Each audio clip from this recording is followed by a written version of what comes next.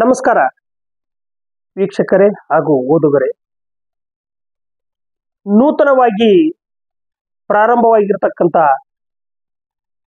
ನಿಮ್ಮ ನೆಚ್ಚಿನ ಬಹುಭಾಷಾ ಪತ್ರಿಕೆ ಬಂದಿರತಕ್ಕಂಥ ಭೀಮ ಸಂಸ್ಕೃತಿ ಪತ್ರಿಕೆಯಿಂದ ಹಾಗೂ ಡಿಜಿಟಲ್ ವೆಬ್ ಮೀಡಿಯಾ ಎಂದೇ ಪ್ರಖ್ಯಾತವಾಗಿರತಕ್ಕಂಥ ಕಿತ್ತೂರು ಕ್ರಾಂತಿ ಟಿವಿ ವತಿಯಿಂದ ತಮಗೆಲ್ಲ ಸ್ವಾಗತ. ಇವತ್ತು ನಾವು ನಿಮ್ಮ ಮುಂದೆ ಒಂದು ವಿಷಯವನ್ನ ವ್ಯಕ್ತಪಡಿಸ್ತಾ ಇದ್ದೇವೆ. ಆ ವಿಷಯ ಏನಪ್ಪಾ ಅಂತಂತಂದ್ರೆ, ಸರ್ಕಾರ ನೀಡಿದ ಬರ ಪರಿಹಾರ ರೈತರಿಗೆ ತಲುಪಿಸಲು ಅಧಿಕಾರಿಗಳು ಮುಂದಾಗಬೇಕಾಗಿದೆ. ಏನು ಕಷ್ಟದಲ್ಲಿರ್ತಕ್ಕಂಥ ರೈತ ಬರಗಾಲ ಸಂದರ್ಭಿಸಿದಾಗ ರೈತನಿಗೆ ಅನುಕೂಲ ಆಗಲಿ ಎಂಬತಕ್ಕಂತಹ ವಿಷಯದ ನಿಟ್ಟಿನಲ್ಲಿ ಇವತ್ತು ಸರ್ಕಾರಗಳು ಬರ ಪರಿಹಾರವನ್ನ ನೀಡಿರ್ತಕ್ಕಂಥ ಹಣ ನೇರವಾಗಿ ರೈತನ ಖಾತೆಗೆ ತಲುಪಿಸ್ತಕ್ಕಂತಹ ಮಾಧ್ಯಮದಲ್ಲಿರ್ತಕ್ಕಂಥ ಬ್ಯಾಂಕಿನ ಅಧಿಕಾರಿಗಳು ತಲುಪಿಸುವಲ್ಲಿ ವಿಫಲರಾಗ್ತಾ ಇದ್ದಾರೆ. ಎಷ್ಟೋ ರೈತರ ಖಾತೆಗಳಿಗೆ ಇನ್ನೂ ಹಣ ಸಂದಾಯವಾಗಿಲ್ಲ. ಏನು ರಾಜ್ಯದಲ್ಲಿ ಕಳೆದ 8 ತಿಂಗಳಿನಿಂದ ಬಿರು ಬಿಸಿಲಿನಿಂದ ಕೆಂಡಾಮಂಡಲವಾಗಿರ್ತಕ್ಕಂಥ ಭೂಮಿ ಇವತ್ತು ಕುಡಿಲಿಕ್ಕೂ ಕೂಡ ನೀರು ಸಿಗದೆ ಇರತಕ್ಕಂಥ ಸಂದರ್ಭಗಳನ್ನ ನೀವು ನೋಡ್ತಿರ್ಬೋದು ವೀಕ್ಷಕರೇ. ಬೆನ್ನಲ್ಲೇ ಏನು ಆ ದೇವರ ಆಶೀರ್ವಾದ, ಆ ಮಳೆರಾಯನ ಕೃಪೆ, ಮುಂಗಾರು ಪೂರ್ವ ರೈತರ ಅನುಕೂಲ ಮಾಡಿಕೊಟ್ಟಿರುವ ಮಳೆರಾಯನಿಗೆ ರೈತರು ಧನ್ಯವಾದಗಳನ್ನ ತಿಳಿಸ್ತಾ ಇದ್ದಾರೆ.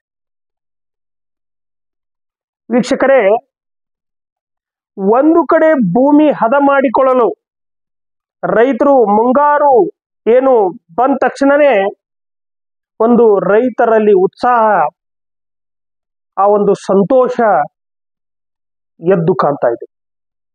ಏನು ತಮ್ಮ ತಮ್ಮ ಕೃಷಿ ಭೂಮಿಗಳನ್ನ ರೈತರು ಇವತ್ತು ಏನು ಮುಂಗಾರು ಬೆಳೆಗೆ ನಿಯೋಜಿತವಾಗಿ ಪೂರ್ವ ಸಿದ್ಧತೆಯನ್ನ ಆ ಮಣ್ಣನ್ನ ಹದ ಮಾಡಿಕೊಳ್ಳುವಂತಹ ನಿಟ್ಟಿನಲ್ಲಿ ಇವತ್ತು ಪ್ರತಿಯೊಬ್ಬ ರೈತರು ಇವತ್ತು ತಮ್ಮ ಕೃಷಿ ಭೂಮಿಯ ಚಟುವಟಿಕೆಗಳಲ್ಲಿ ಪಾಲ್ಗೊಂಡಿದ್ದಾರೆ.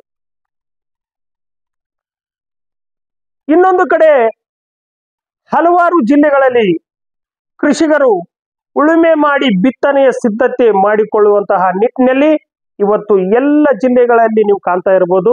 ಒಂದು ಒಳ್ಳೆಯ ರೀತಿಯಾದಂತಹ ಮಳೆಯ ಮುನ್ಸೂಚನೆಯ ನಿಟ್ಟಿನಲ್ಲಿ ರೈತರು ತಮ್ಮ ತಮ್ಮ ಬಿತ್ತನೆಯ ಕಾರ್ಯವನ್ನ ನಿರ್ವಹಿಸಲು, ಬಿತ್ತನೆಯನ್ನ ಮಾಡಲಿಕ್ಕೆ ಹದ ಮಾಡಿಕೊಳ್ಳುವಂತಹ ನಿಟ್ಟಿನಲ್ಲಿ ಭೂಮಿಯನ್ನ ಹದ ಮಾಡಿಕೊಳ್ಳುವಂತಹ ವಿಷಯವನ್ನ ನೀವು ನೋಡ್ತಾ ಇದ್ದೀರಿ. ವೀಕ್ಷಕರೇ, ಕರ್ನಾಟಕ ರಾಜ್ಯದಲ್ಲಿ ಒಟ್ಟು 33 ಲಕ್ಷಕ್ಕೂ ಹೆಚ್ಚು ರೈತರು ಈ ಹಣ ಸಂದಾಯವಾಗಲಿದೆ. ಯಾವುದು? ಬರ ಪರಿಹಾರದ ಹಣ ನೇರವಾಗಿ 33 ಲಕ್ಷ ರೈತರಿಗೆ ಹಣ ಸಂದಾಯವಾಗಲಿದೆ. ಈ ಮಧ್ಯದಲ್ಲಿ ಏನು ಈ 33 ಲಕ್ಷ ರೈತರಿಗೆ ಹಣ ಸಂದಾಯ ಆಗ್ಬೇಕಾಗಿರ್ತಕ್ಕಂಥ ವಿಷಯದ ಈ ಮಧ್ಯದಲ್ಲಿ ಬ್ಯಾಂಕುಗಳು ಹಣವನ್ನ ರೈತರಿಗೆ ಪೂರ್ಣ ಪ್ರಮಾಣದಲ್ಲಿ ರೈತರಿಗೆ ಸಿಗಬೇಕಾಗಿರ್ತಕ್ಕಂಥ ಬರ ಪರಿಹಾರವನ್ನ ಪೂರ್ಣ ಪ್ರಮಾಣದಲ್ಲಿ ಸಂದಾಯ ಮಾಡುತ್ತಿಲ್ಲ ಎಂಬಂತಹ ಕೂಗು ಇವತ್ತು ಕೇಳಿ ಬರ್ತಾ ಇದೆ. ಏನು ರೈತರಿಗೆ ಬರ ಪರಿಹಾರ ಎಂಬ ನೀಡಿರ್ತಕ್ಕಂಥ ಕೇಂದ್ರ ಸರ್ಕಾರದ ಹಣ ಇವತ್ತು ರೈತರಿಗೆ ಪೂರ್ಣ ಪ್ರಮಾಣವಾಗಿ ಸಿಕ್ಕಿಲ್ಲ ಅಂತಂದ್ರೆ ರೈತರು ಅದನ್ನ ಎಲ್ಲಿ ಹೋಗಿ ಕೇಳಬೇಕು, ಯಾವ ರೀತಿ ಕೇಳಬೇಕು, ಯಾರನ್ನ ಆಲಿಸಬೇಕು? ವೀಕ್ಷಕರೇ, ಅವು ಯಾಕೆ ಸಂದಾಯವಾಗ್ತಿಲ್ಲ ಅಂತಿರ್ತಕ್ಕಂಥ ವಿಷಯ 2 ಸಂದರ್ಭಗಳಿವೆ. ಒಂದು ಸಂದರ್ಭ, ರೈತರು ಈಗಾಗಲೇ ಅದೇ ಬ್ಯಾಂಕಿನಲ್ಲಿ ಏನು ಬ್ಯಾಂಕಿನ ಮುಖಾಂತರ ಮಾಡಿರುವ ಸಾಲ ಮತ್ತು ಇನ್ನೊಂದು ರಾಜ್ಯ ಸರ್ಕಾರ ಈ ಮೊದಲೇ ಏನು 2,000 ರೂಪಾಯಿ ಮುಂಗಡ ಹಣ, ಈ ಎರಡು ವಿಷಯದ ಕಾರಣಕ್ಕೆ ಬ್ಯಾಂಕಿನ ಅಧಿಕಾರಿಗಳು ಪರಿಹಾರದ ಹಣವನ್ನ ಸಾಲದ ಖಾತೆಗೆ ಹಾಗೂ ಈಗಾಗಲೇ ರಾಜ್ಯ ಸರ್ಕಾರ ನೀಡಿರ್ತಕ್ಕಂಥ 2,000ವನ್ನ ಮುಂಗಡ ಹಣದಲ್ಲಿ ಕಟ್ ಮಾಡಿ, ಅಂದ್ರೆ ಅದನ್ನ ಖರ್ಚು ತಮಗೆ ತೆಗೆದುಕೊಂಡು ಇನ್ನು ಉಳಿದಿರತಕ್ಕಂತ ಹಣವನ್ನ ರೈತರ ಖಾತೆಗೆ ನೀಡ್ತಾ ಇದ್ದಾರೆ ಅಂತಕ್ಕಂಥ ಕೂಗು ಇವತ್ತು ಕೇಳಿ ಬರ್ತಾ ಇದೆ.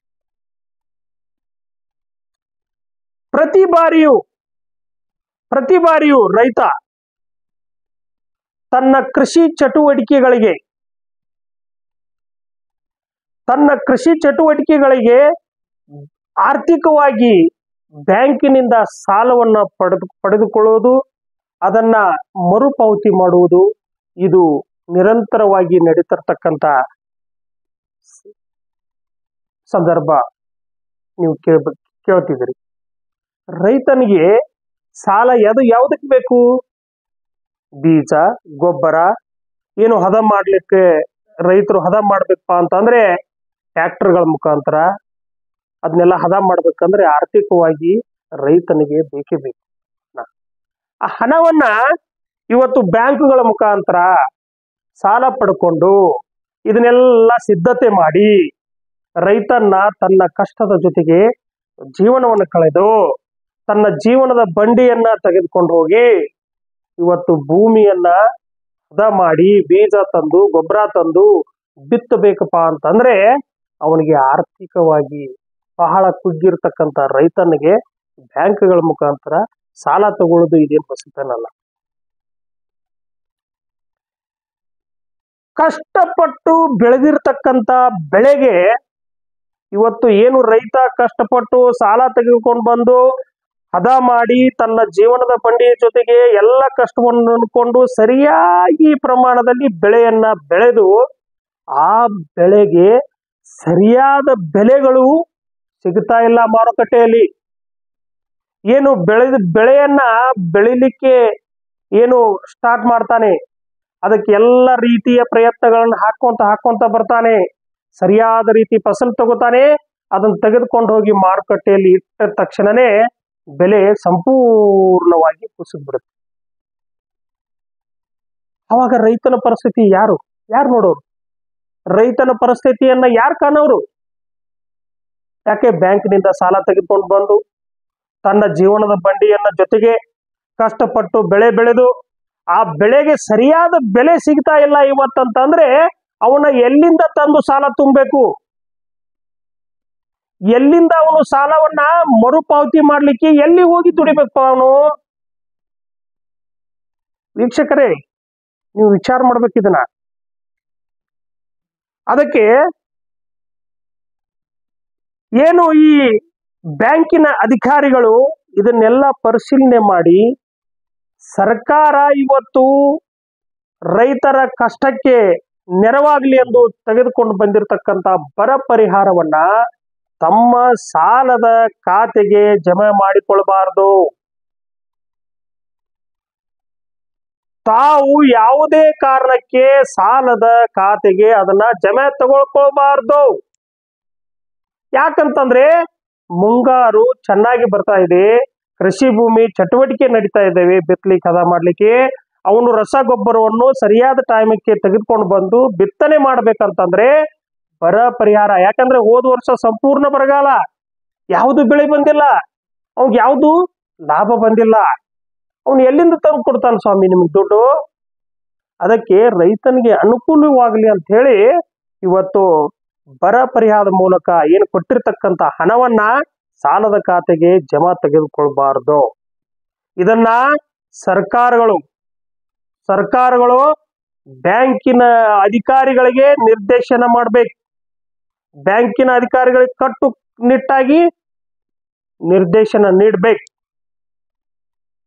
ಯಾವುದೇ ಸಾಲದ ಖಾತೆಗಳಿಗೆ ಬರ ಪರಿಹಾರದ ಹಣವನ್ನ ಜಮಾ ತೆಗೆದುಕೊಳ್ಬಾರ್ದು ಅಂತ ಹೇಳಿ ರಾಜ್ಯ ಸರ್ಕಾರ ಕಟ್ಟುನಿಟ್ಟಿನ ನಿಯಮವನ್ನ ಜಾರಿಗೆ ತರಬೇಕು ತಕ್ಷಣ.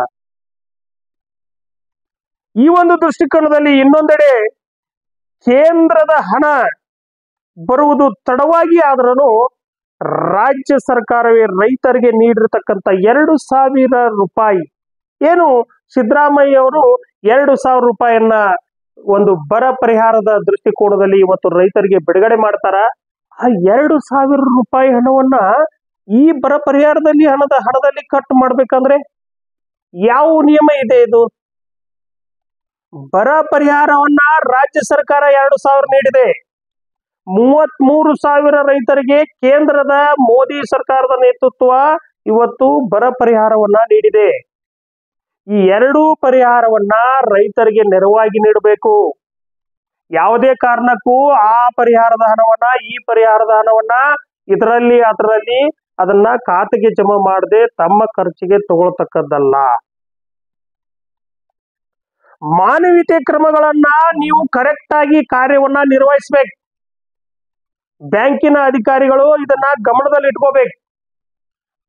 ಅದಕ್ಕಾಗಿ ಎಲ್ಲ ಬ್ಯಾಂಕಿನ ಅಧಿಕಾರಿಗಳಿಗೆ ಈ ಮೂಲಕ ತಿಳಿಸುವುದೇನೆಂದ್ರೆ, ಯಾವುದೇ ಕಾರಣಕ್ಕೂ ಬರ ಪರಿಹಾರ ಹಣವನ್ನ ರೈತರ ಖಾತೆಗೆ ನೇರವಾಗಿ ಸಂದಾಯ ಮಾಡಬೇಕು, ಸಾಲದ ಖಾತೆಗೆ ತೆಗೆದುಕೊಳ್ಬಾರ್ದು.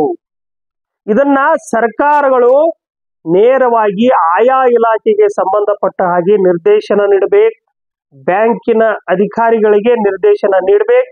ತತ್ಕ್ಷಣ ಈ ನಿಯಮವನ್ನ ಜಾರಿಗೆ ತರಬೇಕು. ಈ ದೃಷ್ಟಿಕೋನವನ್ನ ಮಾಡಿದ್ರೆ ಈ ಸಾರಿ ಮುಂಗಾರು ಚೆನ್ನಾಗಿ ಬರ್ತಾ ಇದೆ. ಮಳೆರಾಯನ ಆಶೀರ್ವಾದ ರೈತರ ಮೇಲೆ ಬರ್ತಾ ಇದೆ. ಒಳ್ಳೆಯ ಸಂದರ್ಭದಲ್ಲಿ ಹಣ ರೈತನ ಖಾತೆಗೆ ಸೇರಿದ್ರೆ, ರೈತನ ಕೈಯಲ್ಲಿ ಸೇರಿದ್ರೆ ಸರಿಯಾಗಿ ಪ್ರಮಾಣದಲ್ಲಿ ಅವನು ರಸಗೊಬ್ಬರವನ್ನ ಖರೀದಿ ಮಾಡಿ, ಬೀಜವನ್ನ ಖರೀದಿ ಮಾಡಿ ಸರಿಯಾದ ಬಿತ್ತನೆ ಮಾಡ್ತಾನೆ, ಮಾರ್ಕೆಟ್ಗೆ ಬೆಳೆ ಮತ್ತೆ ತರ್ತಾನೆ. ಬೆಳೆದಿರ್ತಕ್ಕಂಥ ಬೆಲೆಗೆ ಸೂಕ್ತವಾದಂತಹ ಬೆಲೆಯನ್ನ ನೀಡುವಂತಹ ನಿಟ್ಟಿನಲ್ಲಿ ಕೂಡ ಸರ್ಕಾರ ಮುಂದಾಗಬೇಕು. ಸರಿಯಾದ ಬೆಳೆಗೆ ಬೆಳೆದಿರ್ತಕ್ಕಂಥ ಬೆಳೆಗೆ ಸರಿಯಾದ ಬೆಲೆಯನ್ನ ನೀಡಬೇಕು.